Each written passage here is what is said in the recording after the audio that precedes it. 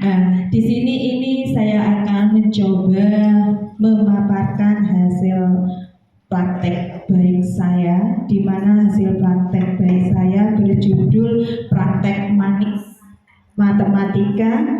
Di depan posisi geser ke depan. Ya, praktek saya beri nama praktek manis matematika kontekstual dan inovatif tentang pecahan sederhana. Nah, kenapa saya angkat pecahan sederhana? Nanti endingnya yang kami angkat itu nanti di pecahan sederhananya. Hasil yang terbaik itu adalah di pecahan sederhana. Maka saya beri nama praktek manis. M-nya matematika, N-nya kontekstual, dan I-nya inovatif tentang pecahan, S-nya sederhana, maka manis. Oke. Nah, praktek manis ini kita awali dengan posisi ya. Oke. Praktek manis ini saya dapatkan dari ini dulu, Bu. Saya mencari ilmu dulu di kegiatan IN1, di mana IN1 ini adalah kegiatan yang sangat berkesan untuk saya. 6 hari di sini melakukan pelatihan, di mana itu sangat berkesan, bermakna sekali. Yang awalnya saya belum tahu tentang apa-apa tentang pembelajaran mendalam, yang akhirnya sedikit demi sedikit dengan jalannya hari dan waktu lebih memahami sedikit demi sedikit. Setelah itu, setelah saya melakukan kegiatan IN1 selama 6 hari, saya imbaskan kepada teman-teman di sekolah. Di sini saya imbaskan bersama dengan teman saya yang kebetulan di sekolah juga ada teman KKA coding di situ. Jadi sekalian jadi satu untuk pengembiasan kepada Bapak Ibu guru di SMPN 10 Jember.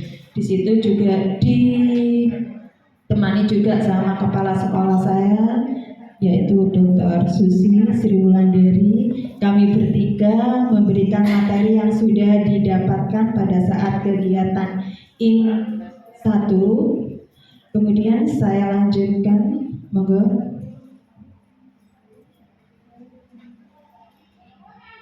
Nah, ini Ibu, setelah tahap pengimbasan, kita bertiga berkumpul mencari asesnya, mencari masalahnya. Kita berkumpul kira-kira di antara 3 ini masalah apa yang akan diangkat di sini. Nah, setelah kita berdiskusi di situ, kita menemukan asesnya, masalahnya yang kita angkat di siklus 1 itu kurangnya minat belajar murid. Kebetulan 3 orang ini juga mengalami masalah kurangnya minat belajar murid. Dari masalah ini kita mendesainnya yaitu memberikan suatu model pembelajaran yang interaktif di setiap mapelnya, yaitu kalau Pak Dendi model pembelajaran interaktifnya di mapel bahasa Inggris, kalau saya model interaktifnya di matematika, Bu Sisil di IPA. Dari desain itu kita juga mendesain PP-nya, di mana nanti PP itu kita praktekkan di dalam kelas. Monggo Bu Sisil dilanjutkan. Nah, ini dokumen siklus saya yang pertama, yaitu tentang materi bilangan bulat. Di sini saya diawali pasti saya itu akan memberikan suatu pertanyaan pemantik kepada anak-anak. Kemudian pertanyaan pemantik itu ada adalah saya pancing dengan pertanyaan yang berkaitan dengan materi yang kita ajarkan. Yang dimaksud saya itu biar saya ini tahu kesiapan anak sebelum mendapatkan materi baru. Jadi saya berikan pertanyaan pemantik, setelah itu saya memberikan pemahaman bermakna, di mana pemahaman bermakna itu berfungsi untuk memotivasi siswa. Apa sih, kenapa sih kamu belajar tentang bilangan bulat? Fungsinya untuk apa sih di kehidupan sehari-hari? Jadi saya memberikan pemahaman seperti itu kepada siswa.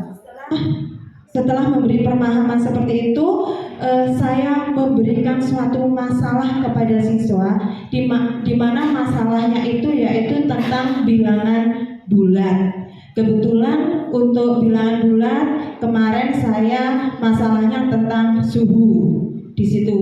Penyampaian masalahnya saya menggunakan video ilustrasi yang dimana video itu anak-anak mengamati sampai selesai dan anak-anak merasa senang seperti melihat kayak bioskop kayak gini Bu, kan jarang-jarang gitu. Untuk memberikan ilustrasi video seperti itu. Nah selanjutnya setelah anak-anak selesaikan aja videonya. Okay. Nah ini stop di sini media pembelajarannya, media ilustrasi, inovatifnya. Nah di sini anak-anak setelah mendapatkan masalah. Dari masalah itu anak-anak presentasi. Setelah presentasi itu saya berikan penguatan. Ternyata anak-anak itu sebagian masih bingung dalam penjumlahan bilangan bulat, terutama pada positif dan negatifnya. Jadi anak-anak itu bingung kalau sudah min 3 ditambah 4. Nah itu yang sering anak-anak bingung. Iya, min 3 tambah 4. Kalau sudah beda itu bingung. Akhirnya saya menggunakan media interaktifnya, yaitu menggunakan barang bekas Bu. Saya itu menggunakan map kertas yang tidak terpakai. Itu saya secara otodidak di situ ambil 2 warna di situ, ada warna merah dan warna hijau di situ. Jadi warna merah itu coba dilanjutkan di situ. Nah, terus sampai selesai. Ini kegiatan kerja kelompoknya. Nah, ini media pembelajaran interaktif ini adalah solusi dari akses yang kita temukan di sini.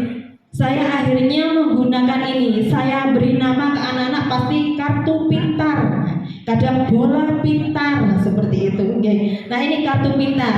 Kartu pintarnya ini saya ambil barang bekas dari map kertas, saya gunting-gunting, saya kotak-kotakkan seperti itu. Di situ merah itu mewakili bilangan negatif, yang hijau yaitu mewakili bilangan positif. Kemudian penguatannya itu saya beri soal di situ.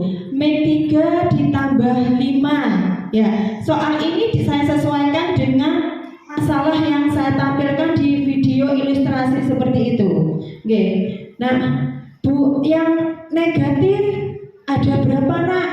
Oh, ada 3. Kamu ambil kartunya 3. Kemudian yang positif ada berapa nak? Ada 5. Kamu ambil 5 nak. Ambil 5. Nah, setelah itu sudah diambil. Jika sudah diambil, kamu ambil yang jumlahnya sama antara warna merah dan warna hijau. Nah, diambillah anak-anak diambil. Nah, sisa berapa nak? Sisa 2 Bu. Betul. Warnanya apa nak? Hijau Bu. Berarti kalau hijau hijau itu mewakili positif apa negatif? Positif Bu. Oh, berarti positifnya ada berapa? 2. Nah, itulah terus anak-anak langsung, oh gitu ya Bu ya. Oh iya Bu, enak kalau pakai begini Bu. Nah, seperti Oke, untuk yang berikutnya yaitu contoh dari negatif 4 dan negatif 3 dan negatif 4. Seperti itu juga media pembelajarannya. Negatif 3 berarti kartu merahnya dijejer 3. Negatif 4 juga dijejer 4. Loh, Bu, kalau merahnya kalau kartunya sama bagaimana, Bu?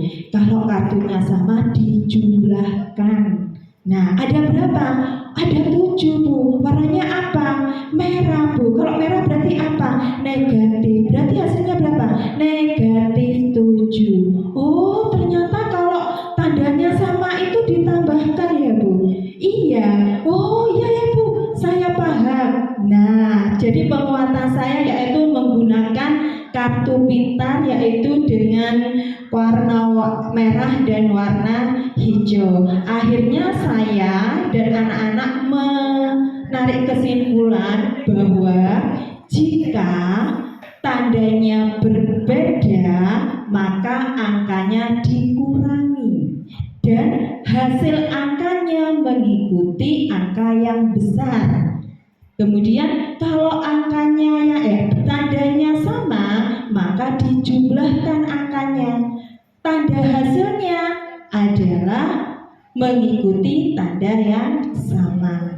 Nah, jadi media pembelajaran interaktifnya kami menggunakan kartu pintar yaitu warna merah dan warna hijau. Nah, untuk kegiatannya itu anak-anak sudah mulai mengerti akhirnya dengan angka yang kecil saya tambahi dengan angka yang lebih besar dengan menggunakan pemahaman kesimpulan yang tadi itu.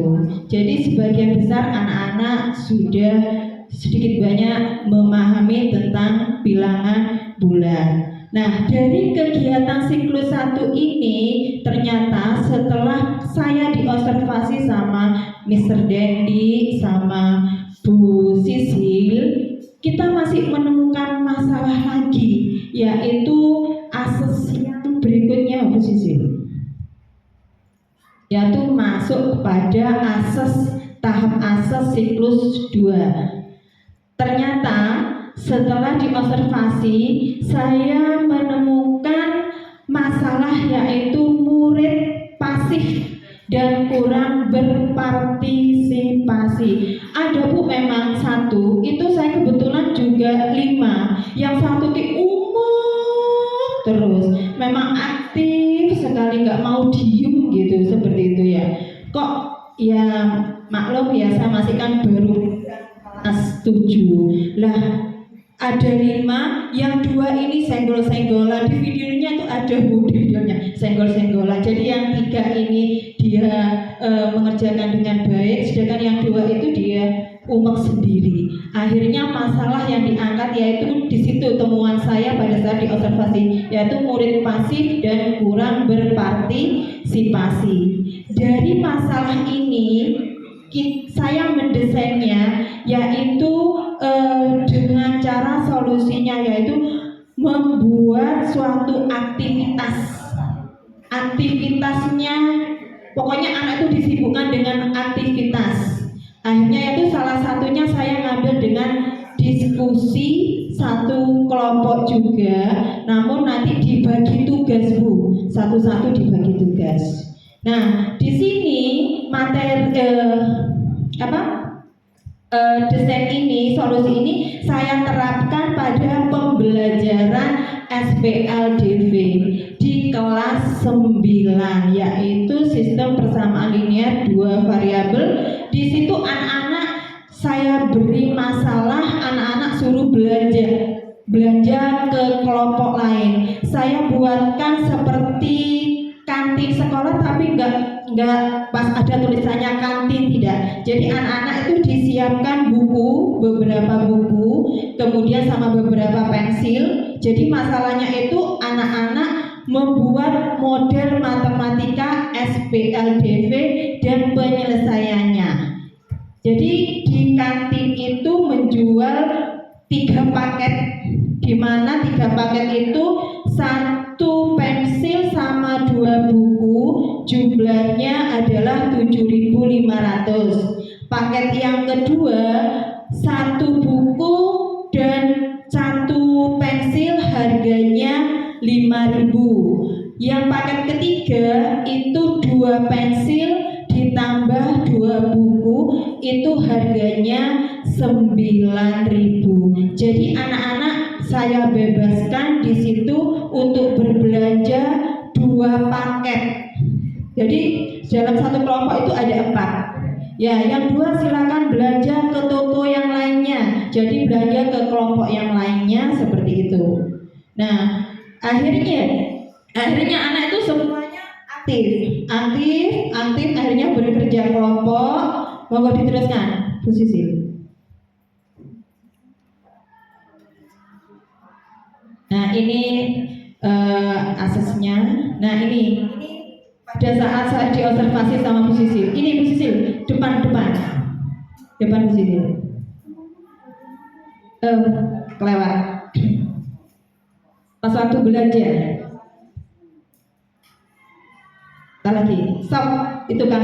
Nah ini sebelumnya itu Bu, itu anak-anak belanja ke kelompok lain. Jadi saya beri masalah. Silakan kalian belanja ke kelompok lain. Kemudian dari belanja itu kamu ambil 2 paket, di mana 2 paket itu kamu rubah dalam bentuk SPLDW bersama linear 2 variabel. Setelah dirubah dalam bentuk model matematikanya, silahkan kalian selesaikan seperti itu dengan pembagian tugas pada anggotanya. Jadi tidak ada yang nganggur seperti itu. Oke. Selanjutnya, Bu Sisil. Nah, ini tahap mengerjakan LK. Stop Bu Sisil pada presentasi. Ya, presentasi. Nah, ya. Depan, kelewat Bu Sisil. Mundur 10 detik itu bisa. Nah, ini tahap mengerjakan LKPD yang dikerjakan secara kelompok. Kemudian dilanjutkan yaitu setelah menyelesaikan LKPD bukan LKPD, kalau sekarang LKM, baru anak-anak mempresentasikan hasil dari kerja kelompok. Setelah itu saya beri refleksi. Stop Bu Sisil. Nah, ini yang asik direfleksi Bu. Ternyata saya kasih refleksi ada gini. Ibu Indra lebih sabar lagi ya sama anak-anak yang masih belum paham. Ada yang asik Bu, ada yang bilang Bu enak di luar Bu, tapi yang lebih banyak di situ Ibu harus lebih sabar lagi untuk membimbing anak yang masih belum paham. Seperti itu di sini refleksinya. Dan yang banyak juga Ibu sudah cukup jelas, itu sudah ada di situ. Ibu sudah penyampaiannya sudah amat mengerti, saya sudah ada di situ. Saya setelah baca refleksi ini senang Bu. Dan saya memang ternyata asik ya kalau membaca refleksi itu. Oh ternyata seperti ini. Asik saya, jadi untuk motivasi saya untuk berubah untuk berikutnya seperti itu. Nah lanjut Bu Sisil. Nah ini yang pada waktu di Baru ya, pada open class 2 yang di Baru 2 open class 1 OJT 2 ya. Nah itu barusan kita di Baru di Maria Fatima di situ. Nah dari praktek yang siklus 2 itu tadi, akhirnya setelah saya diobservasi ditemukanlah masalah lagi, yaitu di asas siklus 3 dan desainnya. Masalahnya yaitu tentang murid tergantung pada guru atau belum mandiri. Nah dari masalah ini desain saya bertiga ini yaitu kita memberikan proyek kepada anak-anak, namun proyeknya dikerjakan sendiri-sendiri. Jadi biar nggak mandiri anak-anak, biar apa? Iya, mikir dewe dikasih proyek sendiri-sendiri, yaitu materi yang diangkat tentang bilangan pecahan. Nah, moga Bu Sisil. Ini diskusi 3 orang. Nah, ini stop Bu Sisil. Nah, di sini Bapak Ibu, saya itu mengambil desainnya, solusinya yaitu dengan proyek. Jadi anak-anak saya suruh bawa roti. Nah, kenapa saya bawa roti? Karena di tahap awal itu sebelum saya menginjak ke materi, itu saya bertanya kepada anak-anak, ingin tahu kesiapan anak untuk mendapatkan materi baru, karena ini bukan hal asing ya, ini di SD sudah pernah dikasihkan. Akhirnya saya tanya, kalian tahu enggak bilangan pecahan? Tahu Bu, tahu. Kayak apa sih? Kayak setengah Bu, 2/3. Oh gitu. Terus kamu tahu artinya apa? Tahu Bu, kalau yang atas itu adalah apa? Pembilang, yang bawah adalah penyebut. Nah, coba kalau sekarang 1 dibagi 2 jadinya berapa? Baru tolak-tolak. Berapa ya? Gak bisa Bu, 1 dibagi 2 Bu. Ada yang seperti itu. Akhirnya saya bermotivasi untuk anak-anak suruh membawa roti di situ. Nah, di sini saya menggunakan langsung masalah kontekstualnya, yaitu anak-anak membawa roti, dan itu anak-anak senang sekali karena nanti setelah dibagi jadi 4, anak-anak itu dimakan 1, tinggal berapa rotinya, dimakan seperempat, kan dibagi 4 ya Bu, dimakan 1 tinggal berapa rotinya, dimakan 1 tinggal berapa rotinya. Nah, ternyata anak-anak itu setelah menggunakan roti, awalnya saya tidak bilang, ayo silahkan dibagi 3. Setelah saya amati masalahnya dari situ, silahkan kalian bagi roti itu menjadi 2 dulu, menjadi 2. Yes. Setelah itu, setelah saya lihat ternyata ada yang bagian kelompok itu yang tidak sama pembagiannya. Nah, ini yang kurang tepat. Kenapa? Setelah maju akhirnya saya memberi penguatan. Kenapa ini kurang tepat? Pembagiannya betul dibagi 2, namun pembagiannya tidak sama. Yang 1 kecil, yang 1 besar. Nah, yang kenapa kok? Karena itu berpengaruh pada nilai pecahan. Nilai pecahan kan awalnya roti 1 ditulis, dibagi 2 kan hanya 1/2, setengah kan. Nah, kalau dibaginya nggak sama, nanti kan ini setengah, tapi kok besarnya beda. Nah, dari situ ada pengaruh pada nilai bagian nilainya pada bagian roti tersebut. Kalau tidak sama, loh Bu, ini setengah tapi kecil, ini setengah besar.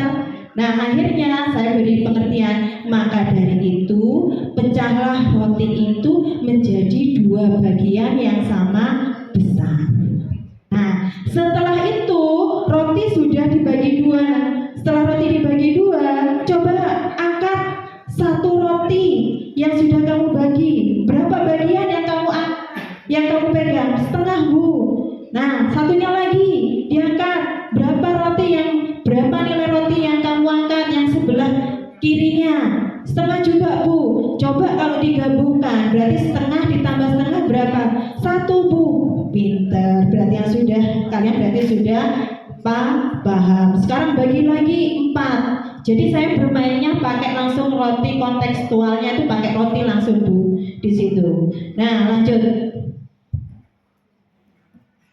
Nah, ini sampai ada yang mengukur pakai penggaris Bu. Rotinya diukur biar sama besarnya. Diukur sama besarnya lah, itu dilihat, ditimbang itu. Sing cowok itu. Lanjut lagi Bu. Lebih Bu. Lanjut Bu. Nah, ini terus lanjut Bu. Lanjutkan, selesaikan aja videonya. Nah, itu anak-anak senang sekali. Nah, ini saya jadikan suatu refleksi dan hasil akhir saya. Saya itu secara otodidak saya langsung ngomong, ayo anak-anak, saya beri challenge. Siapa yang bisa, nanti kebetulan saya jamnya jam terakhir. Setelah betul silahkan keluar dan boleh pulang. Nah, saya beri challenge gini. Bu Indra punya setengah roti. Setelah praktek tadi ya, Bu Indra punya setengah roti. Si A punya Bu Indra punya satu roti, yang setengah dimakan Pak Dendi, yang seperempat dimakan Bu Sisil. Berapa sisa roti yang belum dimakan, gitu ya. Nanti jawabnya anak-anak bisik-bisik ke Bu Indra, betul boleh keluar kelas. Akhirnya seperti itu Bu. Anak-anak sangat senang sekali dan menikmati sekali. Setelah selesai ternyata hanya ada 5 anak yang jawabannya kurang tepat. Dan artinya kegiatan ini kalau sudah lebih dari 50% dianggap berhasil gitu. Kalau sudah keberhasilannya lebih dari 50% gitu. Nilai atau Nilai asesnya pemahamannya kalau 75 gitu. TK bisa Ya, 75 ya. Ini 5 anak dari 32, 5 anak yang belum tepat untuk menjawab. Berarti ini yang saya angkat sebagai praktek baik saya yang bertemakan praktek manis. Ya, lanjut Mas ini sudah?